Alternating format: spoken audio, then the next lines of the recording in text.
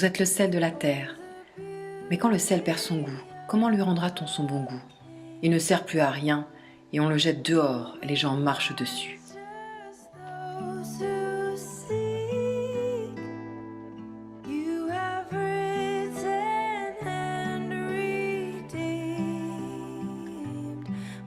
Vous êtes la lumière du monde. Quand on allume une lampe, ce n'est pas pour la mettre sous un seau. Au contraire, on la met bien en haut et elle brille pour tous ceux qui sont dans la maison.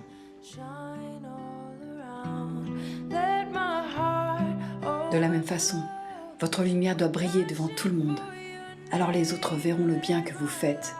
Ils pourront chanter la gloire de votre Père qui est dans les cieux.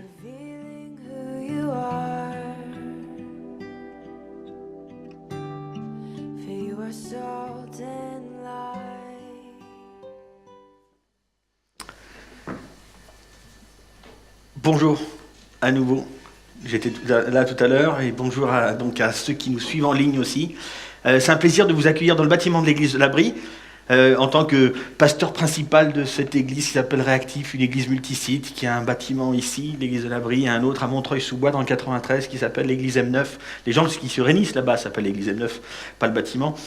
Même si ça aide culturellement d'écrire un peu le nom sur un panneau. Donc en fait, c'est pas les gens. Enfin, vous voyez, puis il y a le bâtiment et les gens, c'est un peu différent. Enfin, bref. En fait, on va aborder donc la 6e partie de cette série C'est les Lumières. Et je suis hyper content d'aborder cette série en fait depuis qu'on a commencé ensemble parce que ça fait à peu près 10 ans que nous avons commencé l'église dans notre salon, ma femme et moi, à Solaire, c'est à quelques pieds de Colza par là-bas. Enfin, il y a aussi des betteraves et de l'orge, tout ça, mais voilà, là je trouve que Colza c'était la première idée qui me venait à l'esprit. Et donc, on a commencé là-bas il y a une dizaine d'années et on s'est dit au début de cette année, et si on reprenait un peu les valeurs fortes que l'on a mis en avant dans notre organisation locale ici, qui en fait, l'Église de la Brie, ce n'est que l'expression visible d'une réalité spirituelle, parce que la réalité de l'Église, la vraie, elle est beaucoup plus diverse et plus grande que ça. Et donc nous ne sommes qu'une expression. Et donc, ces valeurs sont extrêmement fortes. On en a mis 7 parce qu'il aurait pu en avoir 8, il aurait pu en avoir 6, mais bon, il y en a 7, voilà, c'est comme ça. Il n'y a pas de superstition derrière le chiffre pour nous, là, à ce niveau-là. Ces 7 valeurs-là portent la vision et la mission que on a voulu mettre en place.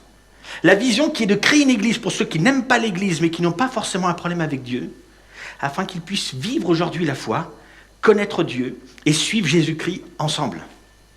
Et en fait, c'est découvrir ce qu'est la vraie église. Parce que culturellement, le mot église, pour nous les Français, ça picote un peu, on n'aime pas trop. Généralement, on n'a pas une belle image. Généralement. On a vu donc déjà 5 valeurs. La première valeur que nous avons vue, c'est une église tournée vers les autres. Et on a dit une phrase particulière qui est celle-ci. L'église n'est là. L'église n'est l'église que lorsqu'elle est là pour les autres. L'église existe en fait lorsqu'elle est là pour les autres. Et c'est une citation de quelqu'un de connu, un théologien, pasteur allemand qui s'appelait Dietrich Bonhoeffer.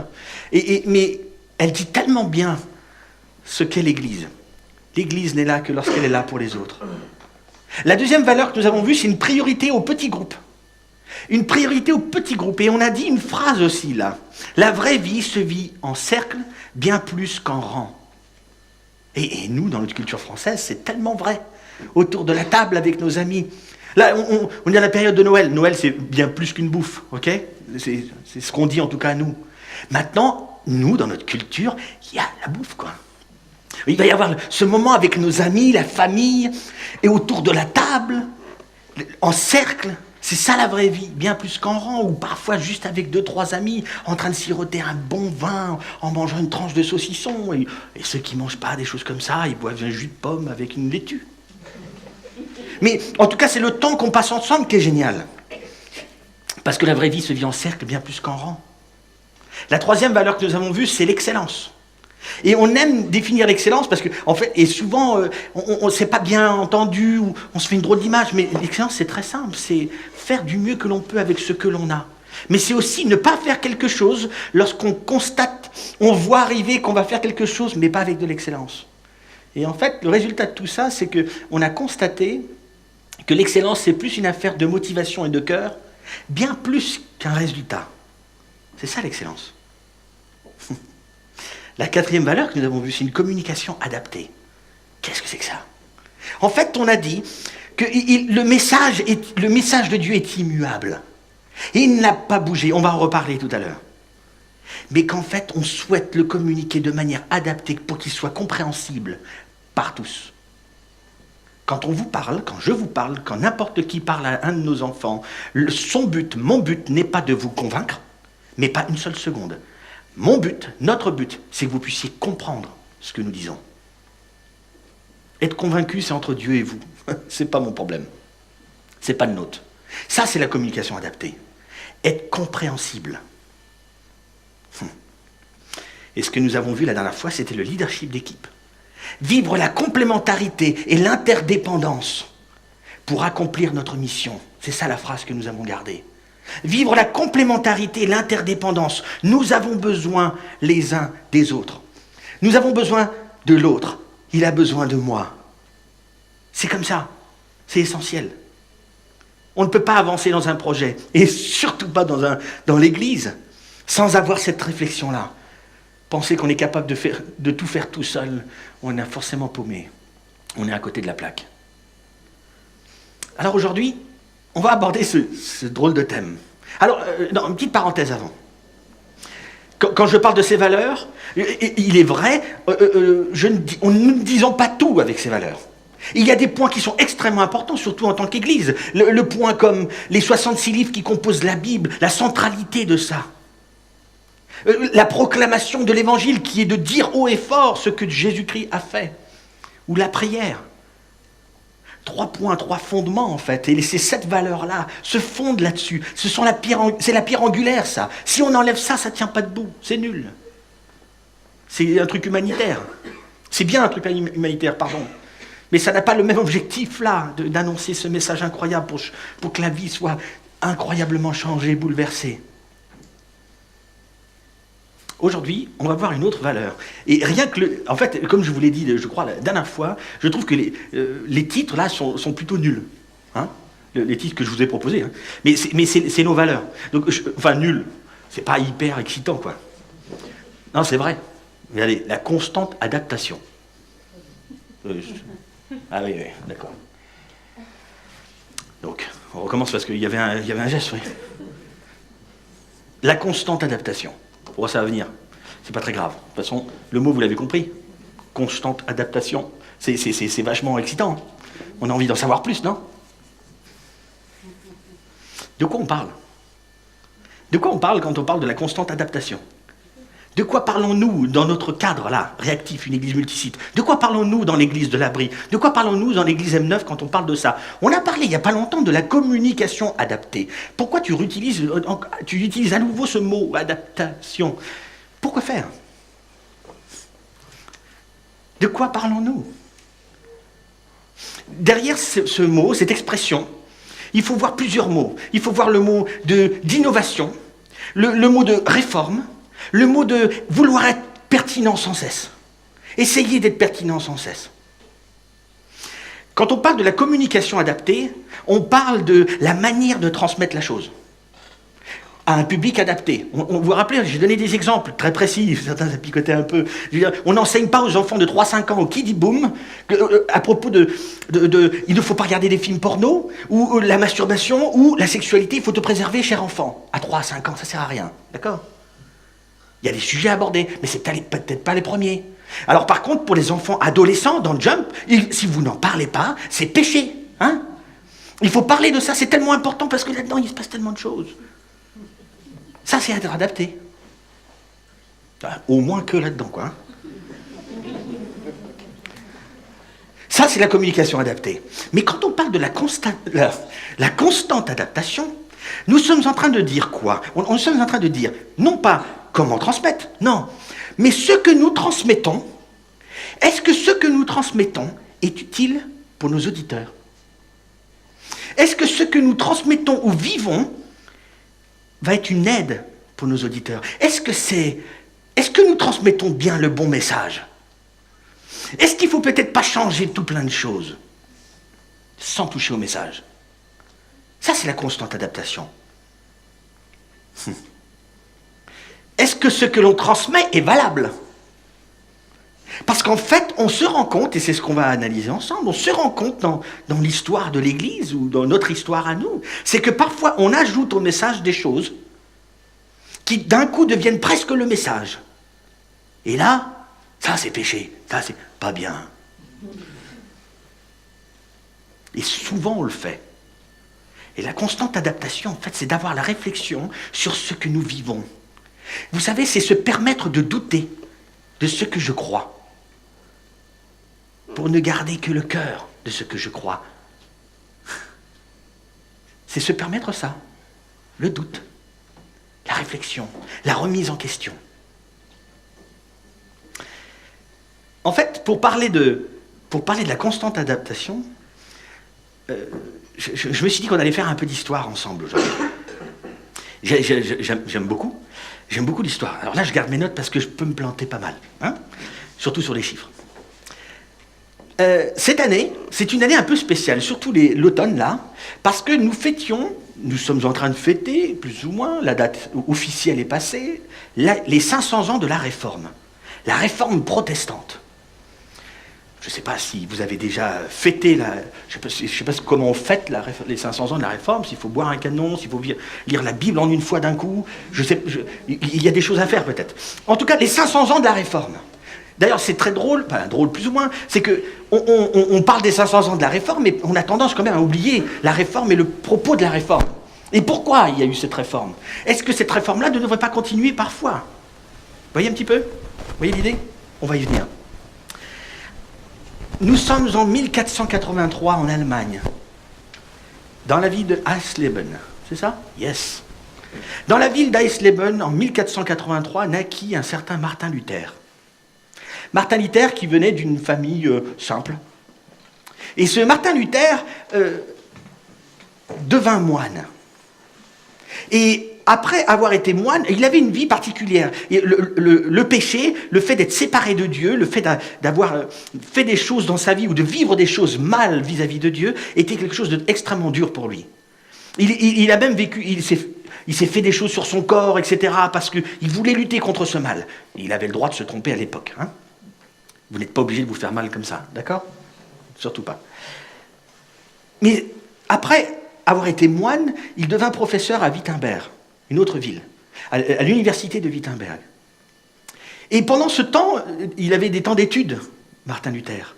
Et un jour, il se mettait à étudier l'épître aux Romains, la lettre aux Romains. Vous savez, c'est dans le Nouveau Testament, c'est une des lettres que celui qu'on appelle l'apôtre Paul, que Jésus a envoyé pour parler de lui, de tout ce qu'il a vécu, un peu partout dans les villes du coin et les régions du coin. L'apôtre Paul a écrit aux Romains cette lettre. Et cette lettre-là, nous on la lit, on l'étudie, on en parle souvent ensemble. Et donc, au moment où Martin Luther est en train de lire et d'étudier cette lettre aux Romains, il se prend une claque monumentale. Où il se dit, « Oh, mais c'est pas ce que je crois, mais c'est pas ce qu'on nous a dit. Qu'est-ce que c'est que ça ?» Le salut de Dieu s'obtient par la grâce de Dieu. Ce ne sont pas mes mérites. Ce ne sont pas mes œuvres qui me donnent le salut. C'est la grâce que Dieu nous donne, nous accorde. Mais qu'est-ce que c'est que ça? Pendant ce même temps, à Wittenberg, un autre moine vient et il prêchait, je ne sais pas si on doit dire prêcher, et il venait parler des indulgences. Les indulgences, pour juste savoir ce que c'était des espèces de papiers. En fait, globalement, c'était la vente de jour en mois au purgatoire pour aller plus vite au salut. Globalement, si tu avais pas mal de pognon, t'en donnais beaucoup, tu allais plus vite auprès de Dieu et tu avais plus de facilité à avoir le salut en donnant beaucoup d'argent. En fait, la réalité, c'est que ça payait la construction de la cathédrale Saint-Pierre de Rome. D'accord? Martin Luther, il devint fou. Qu'est-ce que c'est que ça? Parce que non seulement c'est pas les mérites qui m'accordent le salut, mais vendre en plus du pognon pour avoir le salut de Dieu. Mais on n'a rien compris. Alors il a eu plein de problèmes. Hein. Mais quand il a pété un câble vraiment, le 31 octobre 1517, il écrit 95 thèses où il dit tout ce qu'il avait sur le cœur, tout ce qui n'était pas ce que Dieu voulait à la base.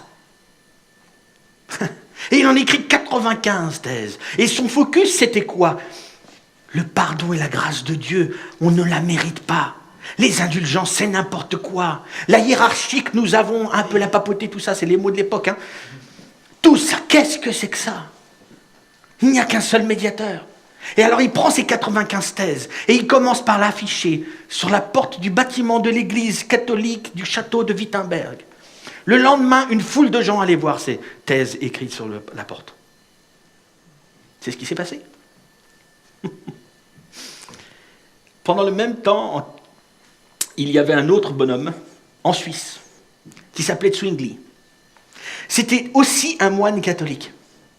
Et il se promenait partout et il prenait la Bible, ce qu'il avait comme portion, et il essayait de dire à tous les gens qui étaient autour de lui: mais ce n'est pas ça que l'on doit vivre, ce n'est pas cette religiosité. Revenez au message de base de Jésus. Ce n'est pas ça. Et il y a eu en 1523 une discussion où on les appelait les prédicateurs évangéliques, donc attachés à l'évangile, donc les protestants, et les catholiques ensemble se sont mis à discuter ensemble. C'était excellent. Ils ont vraiment discuté de certains points. Et vous savez ce qui s'est passé dans cette région-là de Suisse? La réforme a été officiellement proclamée. Et en fait, il faut savoir dans l'histoire que des discussions comme ça, il y en a eu partout en Suisse. Et qu'au bout d'un moment, la Suisse était à peu près 50% protestante, 50% catholique. En 1523, nous sommes là. Et ça fait un moment, En Alsace, des fois on parle de l'Alsace, il y avait un certain Martin Bucer qui s'est tourné vers la foi avec Martin Luther. Et ce Martin Bucer embrassait les théories que disait Martin Luther, et en même temps ce que disait Zwingli, parce que l'Alsace c'est pas trop loin, vous voyez un petit peu l'Allemagne, la Suisse, tout ça, l'Alsace, c'est presque un peu... Enfin bref, il ne faut pas le dire. En tout cas, il embrassait un petit peu l'ensemble. Et il essayait de les mettre ensemble, mais ça n'a pas marché. Ils sont restés des mouvements indépendants. Et l'église de Strasbourg naquit, là, avec ce Martin Bucer. En 1509, un petit peu en arrière, un dénommé Jean Calvin naquit à Noyon, en Picardie. Picard. Jean Calvin, Picard. Et ben, c'est pas très loin d'ici, c'est un peu plus au nord, ils ont un accent un peu différent. Là-bas, il y a plus de patates, nous on a plus de betteraves. Jean Calvin, il venait plutôt d'une famille bourgeoise. Et il a fait des études de théologie à Paris, à Orléans, à Bourges. Et c'était un érudit, vraiment. Et il avait un cousin qui l'a initié, qui lui a parlé de ces thèses-là, nouvelles, de cette réforme qui se passait là, de l'autre côté de la frontière. Là. On en entend parler, ça commence à venir. On se demande ce qui se passe. Il s'appelait Olivier Tan, son cousin. Le cousin de Jean Calvin. Après, Olivier Tan, il a fait aussi une traduction de la Bible et tout ça, mais bon, on ne va pas rentrer dans tous les détails. Et en tout cas, il se convertit, Jean Calvin, véritablement. Il réalise vraiment qui est Christ pour lui. En 1533, Jean Calvin écrit un discours pour un autre de ses cousins, Copp, je crois que c'est Nicolas. Il était recteur de l'université. Et alors, Jean Calvin écrit le discours que Nicolas Copp devait faire en tant que recteur de l'université. Il a mis un discours un peu évangélique. Il était tellement remué, il était tellement boosté, qu'il a écrit plus que peut-être ce que le recteur devait dire. Et en fait, il a dû s'enfuir de Paris pour se cacher à Bâle, en Suisse, parce que ça craignait pour lui, Jean Calvin. En 1535-1536, Jean Calvin a écrit un ouvrage énorme, majeur dans la théologie, qui s'appelle l'Institution chrétienne. Ça, c'est Jean Calvin. En 1533, le luthéranisme arrivait en France. Et ça n'a pas été très bien accueilli. Les noms, c'est quoi? Je les ai écrits ou pas? Il y a eu deux gars qui sont connus, deux premiers martyrs qui ont été brûlés vifs. Louis Vessière et Louis de Berquin et Jean Vessière. Ah, ça me revient. Parce qu'en fait, j'ai lu plein de trucs, c'était intéressant pour moi, donc je vous le dis, c'est chouette. Ce sont les deux premiers moines dont on connaît les noms qui ont été brûlés vifs pour cette foi qu'ils embrassaient. C'est génial. Enfin, c'était juste intéressant d'avoir les noms. Enfin. Dans cette motivation énorme du luthéranisme, de toutes les idées de Martin Luther, beaucoup de gens qui se sont tournés vers ces idées-là commencèrent à mettre des affiches un peu partout. Et ils faisaient un peu d'affichage sauvage. Alors, l'affichage sauvage en France n'est pas permis. À l'époque, j'en sais rien. Par contre, lorsque certains ont affiché sur la porte de la chambre à coucher du roi de France, François Ier, les thèses, François Ier a pris ça très très mal. Et plusieurs ont été brûlés vifs à cause de ça. Mais ils étaient tellement motivés. Il faut que ça change. Mais ces idées sont trop fortes. Il faut revenir. Ce qui est génial, je trouve, d'aborder comme ça la réforme avec toutes ces idées-là et ces différentes personnes un peu partout, c'est qu'en fait, cette réforme, alors ce n'est pas juste partie d'un bonhomme, le 31 octobre 1517, alors c'est bien qu'on le fête, mais il y a eu d'autres bonhommes avant lui qui réfléchissaient, qui se posaient des questions, qui remettaient en question la foi, qui doutaient un peu de pratiques qu'ils pratiquaient. On appelle certains les pré-réformateurs, c'était avant les réformateurs, parce qu'on a besoin de mettre des étiquettes, c'est extrêmement important pour les humains, sinon on est perdu. Mais en fait, des pré-réformateurs, il y en avait des pré-pré-réformateurs, il y en avait des préhistoriques pré-réformateurs, vous voyez ? Il y a toujours eu quelques personnes qui réfléchissaient, qui remettaient en question, il y en a toujours eu. Mais il y a une chose, il y a des mots qui vont s'afficher là, c'est plus ou moins des gros mots, mais j'aime ça. Pas les gros mots, enfin voilà, vous avez compris. Les réformateurs ont essayé de résumer les grandes idées qui portent la réforme. Les grandes valeurs pour eux. Ici, c'est du latin. Alors, pour ceux qui y étaient il y a longtemps, mais c'est assez facile à comprendre. Soli Deo Gloria, à toi seule la gloire, à Dieu seule la gloire. Ben c'est la chanson dont tout à l'heure on a chanté. À toi, ouais. Sola gratia, la grâce seule. Solus Christus, Christ seul. Sola fide, la foi seule. Sola scriptura, l'écriture seule. Soli Deo Gloria, il n'y a qu'un seul Dieu à prier et adorer. C'est le résumé. Sola gratia, ce n'est que la grâce seule qui nous accorde le salut. Ce n'est pas le mérite. Solus Christus, il n'y a qu'un seul médiateur entre Dieu et nous, c'est Jésus-Christ, il n'y en a pas d'autre. Imaginez à l'époque, on ne le disait pas comme ça haut et fort, mais là, waouh. Solus Christus, sola fide, la foi seule. Ce n'est pas les sacrements et ta religion qui vont t'accorder le salut, c'est la foi que tu vas mettre en action pour recevoir cette grâce que Dieu t'accorde. Oui, un peu. Sola Scriptura, c'est 66 livres qui composent la Bible. C'est là-dessus qu'on a appuyé ce que l'on croit. Et dans la révélation aussi, dans la nature de Dieu, tout ça. Mais là, on a quelque chose d'objectif. C'est hyper important, vous savez. Parce que les réformateurs, c'est ça qu'ils avaient en tête. Ils avaient ça en tête. Ils voulaient changer les choses. Il faut s'adapter à ce qui se passe. Parce que, est-ce qu'on ne s'est pas reposé sur certaines choses? Est-ce qu'on n'a pas mélangé le message avec certaines liturgies, ou sacrements, ou manières de faire, ou habitudes? Parce qu'on est dedans, nous aussi, hein, trop souvent. Revenons au cœur. Ça, c'est le cœur de la réforme. Le cœur du cœur. 100 ans après la Réforme, on est en 1618-1619, 1618-1619. Il y a une rencontre entre protestants un peu théologiens qui s'appelle un synode, qui se passe du côté de la Hollande. Un théologien néerlandais se lève et va dire une phrase qui est aujourd'hui encore utilisée dans le protestantisme, quand on parle de la Réforme, etc. Et c'était une phrase, une citation donc, une phrase qui résume, c'est le résumé de ce qu'est vraiment la Réforme, véritablement. Et ce qui est très intéressant, si vous allez voir, c'est un mouvement continuel. Voici ce que dit cette phrase, assez connue, peut-être. Ecclesia reformata semper reformanda. Ecclesia reformata semper reformanda. Église réformée, une église réformée est sans cesse en réformation. Une église réformée est toujours en train de se réformer. Semper, toujours, sempre. En fait, c'est une phrase que certains connaissent parfois. Ecclesia reformata semper reformanda. Mais elle est incomplète, la citation. Parce que cet homme-là, alors le nom a été accouché dehors, je l'ai un peu... Clavicus, un truc comme ça. Bref. Cette citation est incomplète. Parce que voici ce qu'il a dit en entier. Ecclesia reformata, semper reformanda, est secundum verbum Dei. L'Église réformée est sans cesse en réformation, en se soumettant à la parole de Dieu. C'est ça que dit le texte. C'est très intéressant. L'Église réformée, qui a été réformée, se réforme sans cesse selon la parole de Dieu. J'ai trouvé ça génial. C'est la constante adaptation, c'est ça. C'est pas juste s'adapter pour la mode. Ce n'est pas juste changer les choses parce que c'est bien de changer, il faut changer les habitudes. Non, pas du tout.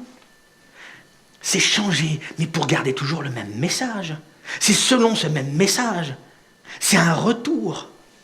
Vous savez, les réformateurs ont travaillé comme des fous pour essayer de réformer l'Église, sans retomber eux-mêmes dans les mauvais travers. Dans les travers, parce qu'ils sont plutôt mauvais les travers. Mais mauvais, très mauvais, vous voyez, mauvais, moche travers. Mais c'était dur pour eux, parce que vous savez, Martin Luther, Martin Bucer, Zwingli, Jean Calvin et tous les autres, et les Jean Hus et les John Knox et les machins, il y en a plein. Mais tous ces gens-là, ils ont essayé de réformer. Ils ont mis des bonnes idées en place, mais vous savez que plusieurs parmi eux, si ce n'est en fait pas tous, ont dérapé un peu. Ils ont tous un peu dérapé. Ils ont tous eu du mal des fois à lâcher certaines choses. Quand vous lisez les réformateurs, c'est intéressant. Mais tu dis, mais alors il a réformé, il a changé, mais pourquoi il garde ça? Parce que c'était dur pour lui, qu'est-ce que je te dise? C'est émotionnel, c'est compliqué. Donc ils ont aussi dérapé, les réformateurs. Mais l'idée qui était derrière, et qui est derrière tellement bien résumée, je pense même, c'est presque biblique, ceci. Et vous allez voir, en fait, c'est très intéressant parce que Dieu propose de réformer sans cesse les choses. Vous allez voir. Ecclesia reformata, sempre reformanda, est secundum verbum Dei, c'est la constante adaptation.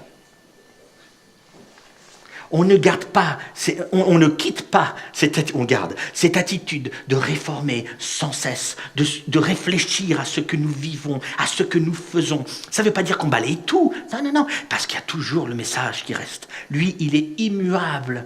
Dès avant la fondation du monde, Dieu a toujours eu le même message. Vous savez, c'est génial. Parce que Dieu, il n'a fait que constamment adapter sa révélation. Il n'a pas arrêté d'essayer d'adapter pour que les mecs en bas, ils comprennent. Mais il a fait ça tout le temps. Il leur a même fait construire des choses pour qu'ils puissent comprendre. Construis ça comme ça, tu vas voir. Ceci représente cela. Ok, ils ne comprennent pas. On va faire comme ça maintenant. Alors vous allez faire ceci, et ça représente ça représente ça. Et des fois il y a des détails de dingue quand vous lisez l'Ancien Testament. Des fois c'est et pourquoi il fait tout ça? Mais derrière, il n'y a toujours qu'un seul message. Toujours qu'un seul message. Dès avant la fondation du monde, Dieu avait un seul message à transmettre. Je vais envoyer Jésus-Christ. Il va mourir pour le péché de tous. Et vous devrez croire, si vous avez envie, c'est bête de ne pas le faire, mais vous devrez croire en sa résurrection d'entre les morts et vous devez le suivre. C'est le seul message que je veux vous transmettre. Alors je vais m'y prendre de toutes les manières possibles. Pour en arriver à la mission que Dieu avait décidée dès le début, jusqu'à ce que Jésus-Christ meure effectivement pour mon péché et celui de ceux qui croient, et qu'il est ressuscité d'entre les morts, et que je souhaite suivre. Dieu s'est sans cesse adapté. Il n'a jamais arrêté. Ce qui est intéressant, c'est que cette constante adaptation, c'est le cœur de travailler sur notre approche en tant qu'Église. C'est le cœur. C'est de réfléchir en fait à ce que nous mettons comme clé de voûte de notre foi. En fait, il ne doit y avoir qu'une seule chose. Qu'une seule. Et après, il y a des conséquences de ce choix, de cette foi. Et on s'adapte pour que les gens puissent bien comprendre, pour que vous puissiez comprendre, pour que vous puissiez comprendre, pour que je puisse comprendre. Comme il faut ce message. La constante adaptation. Sans cesse, sans réforme. Une réformation constante. Selon la parole de Dieu. Dans le livre des Actes, vous avez les évangiles, et après les évangiles, vous avez le livre des Actes. Le livre des Actes résume, des fois à des détails, mais résume un petit peu ce que les disciples que Jésus a envoyés, les apôtres, pour parler de la foi et pour parler de ce Christ a fait à tous, partout dans la région et ailleurs. Le livre des Actes nous montre plusieurs fois comme l'Église devait s'adapter. Au tout début, Judas s'est suicidé. Judas, c'est celui qui a trahi Jésus. Il s'est suicidé. Il n'est plus là. On était 12. On n'est plus qu'11. Ils sont en panique. Est-ce que c'est la constante adaptation? Mais oui, pourquoi pas. Ils se sont adaptés. Ils ont dit, bon, on va en trouver un deuxième, on a besoin, c'est trop important pour nous.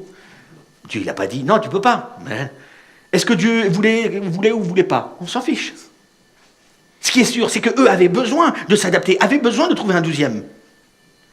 Un peu plus tard, pendant le temps de la Pentecôte c'était le moment où tous les Juifs venaient à Jérusalem, et ils venaient tous pour remercier Dieu pour les premières récoltes qu'ils avaient. Et il se passe un événement de malade. Et là, les gens ont peur, certains pensent qu'ils sont sous, il y a un bruit énorme, et ils parlent dans des langues, des merveilles de Dieu, c'est incroyable. Et là, on a 3000 personnes qui croient en Christ mort pour leurs péchés, ressuscité d'entre les morts, et ils souhaitent le suivre. Et là, les apôtres, on en a 3000, les gars. Mais il va falloir qu'on s'adapte. Attendez, on ne peut pas rester en grand groupe comme ça. Ça ne marche pas comme ça. Parce qu'il faut vivre en cercle. Pas en rang. Donc il va falloir être dans les maisons. C'est la conclusion de ce passage à la Pentecôte. Il va falloir vivre dans les maisons. Des petits cercles d'intimité. Mais on est là, on est nombreux, mais dans les maisons. C'est hyper important. On s'adapte. Au chapitre 5 de ce livre encore, il y a encore une adaptation. C'est qu'au bout d'un moment, les apôtres, là, il commence à y avoir du monde. D'accord ? Il y en a vraiment encore beaucoup qui se convertissent, qui se donnent, qui mettent cette foi en marche et qui croient en Jésus-Christ. Acte chapitre 5, là, les apôtres disent, alors il faut que nous on se consacre à ça, et on va nommer un groupe de personnes, et vous allez faire plein d'autres choses. Aussi bien la logistique que de l'enseignement, que des machins, etc. Il faut qu'on s'adapte, les amis. On devient trop important, trop grand. Il faut répartir les tâches encore plus. Certains étaient fameux, un certain Étienne qui prêchait, etc., et qui a été massacré, un martyr. Un peu plus tard encore, il y a évidemment ces gens qui reviennent à la religion. Vous savez, c'est un peu une tendance que tout le monde a parfois. On vit des fois de la religiosité, un petit peu comme ces réformateurs, et ils découvrent en fait, mais c'est pas ça qu'il faut vivre. Ah, c'est affreux. Et au bout d'un moment, les gens qui vivent cette religiosité, parfois, ils vomissent tout ça. Mais ce qui est assez dingue, c'est qu'après, par exemple, ces gens-là vont aller dans une autre église, comme ici ou ailleurs, par exemple. Et ils vont vivre d'autres choses. Ah, là-bas, vomi, blablabla. Ok. Mais ce qui est dingue, c'est que parfois, on a cette tendance à retourner manger notre vomi. Notre vomi religieux. C'est terrible. On revient au même travers. Comme les réformateurs, parfois. C'est assez dingue. Là, on est au chapitre 15 du livre des Actes.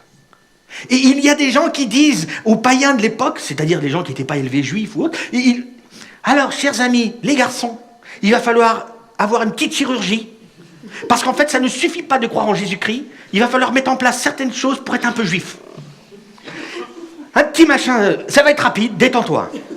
Et après, tu dois croire certaines choses, peut-être faire des sacrifices, tout ça. La panique des bonhommes, on imagine, on en a déjà parlé. J'imagine, aujourd'hui, on dit ça. Tous les bonhommes s'arrêtent devant, ils déposent leurs femmes et les enfants, ils s'en vont.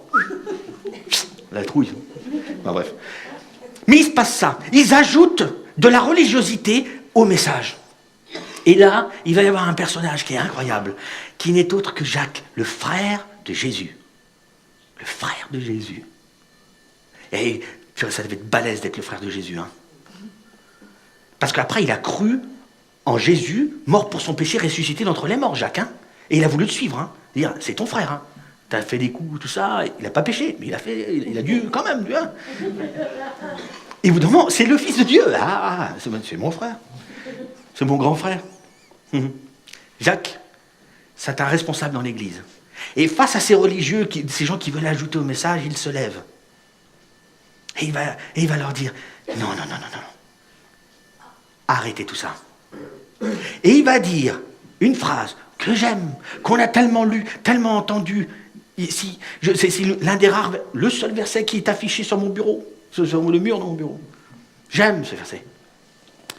Ne créons pas de difficultés aux païens qui se convertissent à Dieu. Arrêtez vos discussions là. Ne créons pas de difficultés aux païens qui se convertissent à Dieu.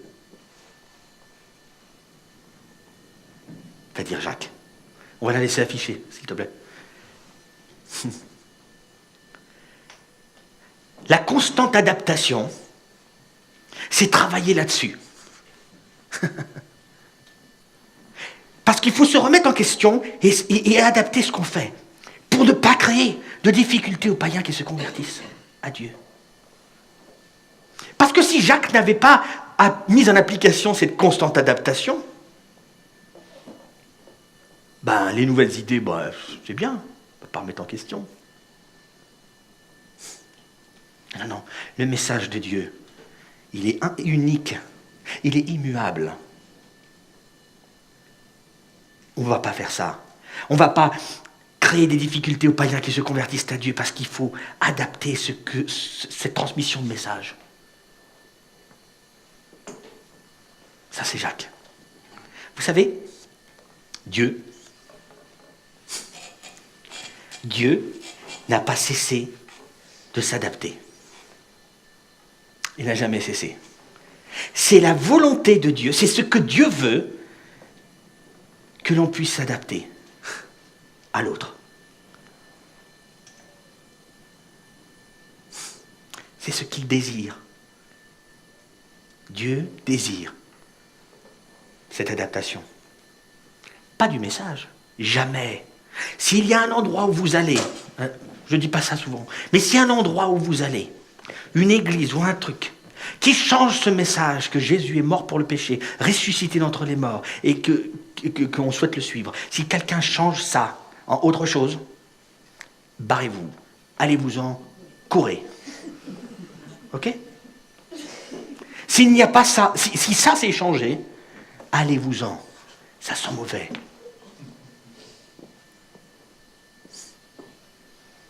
La constante adaptation, c'est sur notre approche. C'est sur les choses que l'on met en place, sans changer le message. Je n'ai pas regardé beaucoup de textes bibliques avec vous aujourd'hui. C'est pas grave. Personne ne va mourir. Mais je vais quand même lire un long texte biblique pour finir. En fait, il y a une expression que Dieu utilise plusieurs fois par les auteurs qui ont écrit les différents livres de la Bible. Et Dieu utilise plusieurs fois, 7 fois dans l'Ancien Testament et 2 fois dans le Nouveau. Du coup, j'ai regardé, c'est intéressant d'avoir ces chiffres pour moi. En fait. Et il dit régulièrement, chantez un cantique nouveau. Vous connaissez cette expression, certains ? Chantez un cantique nouveau. Qu'est-ce qu'il dit ? Est-ce que c'est, on chante un nouveau chanson ? Non. Chantez un cantique nouveau. C'est très intéressant comme expression. Parce qu'en fait, quand on regarde à chaque fois que Dieu utilise cette expression, ou les auteurs, quand ils utilisent cette expression de chanter un cantique nouveau, il y a un but à ça. Hein ? Ça va ? C'est une palissade même. Chanter un cantique nouveau est lié toujours à l'action de Dieu. On chante un cantique nouveau, non pas pour être original, non pas pour être « on est des artistes, on est créatifs ». Chanter un cantique nouveau, c'est lié à l'action de Dieu, à chaque fois. J'aime ce mouvement, en fait. Je me suis arrêté sur cette idée, parce qu'en fait, l'idée de Dieu, là, c'est chanter à nouveau, de différentes manières, parce que, et il y a des textes qui disent, je vais encore accomplir des choses merveilleuses. Je vais encore accomplir des miracles. Je vais encore vous transmettre des choses. Vous allez encore être encouragés par moi. Vous allez encore vous encourager les uns les autres. Chantez un cantique nouveau. Allez-y. Hop. Adaptez-vous. Chantez un cantique nouveau. Je trouve intéressant cette formulation. Ce renouvellement du chant. Ce renouvellement de l'expression d'adoration. Parce que ce n'est pas juste une chanson. C'est aussi la manière d'exprimer notre foi. Renouveler ça. Adapté au contexte. Le message est toujours le même, promis. Mais les actions, il y en aura d'autres. Je serai là. Renouveler ce chant. Renouveler cette expression de la foi. Alors pour finir ce moment, j'aimerais vous lire un psaume. C'est tout. Après avoir lu ce psaume, une phrase restera à l'écran, ça résume l'idée d'aujourd'hui de la constante adaptation. Mais je vais lire ce psaume et je vais juste dire quelques mots en plus de cette prière déjà. Et après, je laisserai les musiciens revenir. J'aime l'idée qu'on va lire là maintenant, qui est de renouvelle ton expression de la foi à la lumière de ce que je fais pour toi. Et vous allez voir, il y a des choses très diverses. Mais on n'est pas là pour étudier ce texte, mais juste comprendre pourquoi on a besoin de cette constante adaptation, basée toujours sur ce même message. Je vais vous le lire. Chantez à l'Éternel un cantique nouveau. Chantez à l'Éternel, vous, gens du monde entier. Chantez à l'Éternel, bénissez-le. Annoncez chaque jour la bonne nouvelle de son salut. Oui, publiez sa gloire au milieu des nations. Racontez ses prodiges chez tous les peuples. Car l'Éternel est grand et digne de louange, et il est redoutable bien plus que tous les dieux. Car tous les dieux des peuples ne sont que des faux dieux, alors que l'Éternel a fait le ciel. Splendeur et majesté rayonnent de son être, et puissance et beauté ornent son sanctuaire. Célébrez l'Éternel et son nom glorieux. Apportez vos offrandes, entrez dans ses parvis et prosternez-vous devant l'Éternel, dont la sainteté brille avec éclat. Vous, gens du monde entier, tremblez devant sa face. Qu'à tout peuple on proclame que l'Éternel est roi. Aussi le monde est ferme, il n'est pas ébranlé. Dieu juge avec droiture les peuples de la terre. Que le ciel soit en joie et que la terre exulte d'allégresse, que la mer retentisse et tout ce qui l'habite. Que toute la campagne et tout ce qui s'y trouve se réjouissent. Que dans les bois, les arbres poussent des cris de joie devant l'Éternel, car il vient pour gouverner la terre. Oui, il gouvernera le monde selon ce qui est juste, et il gouvernera les peuples selon la vérité qui est en lui.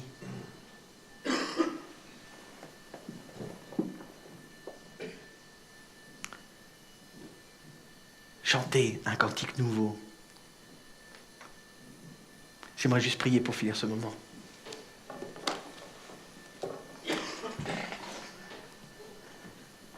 Seigneur mon Dieu, merci pour ce temps. Merci pour ces textes, merci pour cette histoire, merci pour cette action, pour la révélation de toi dans l'histoire en fait, dans mon histoire, dans notre histoire. Merci pour tout ce que tu fais. Seigneur mon Dieu,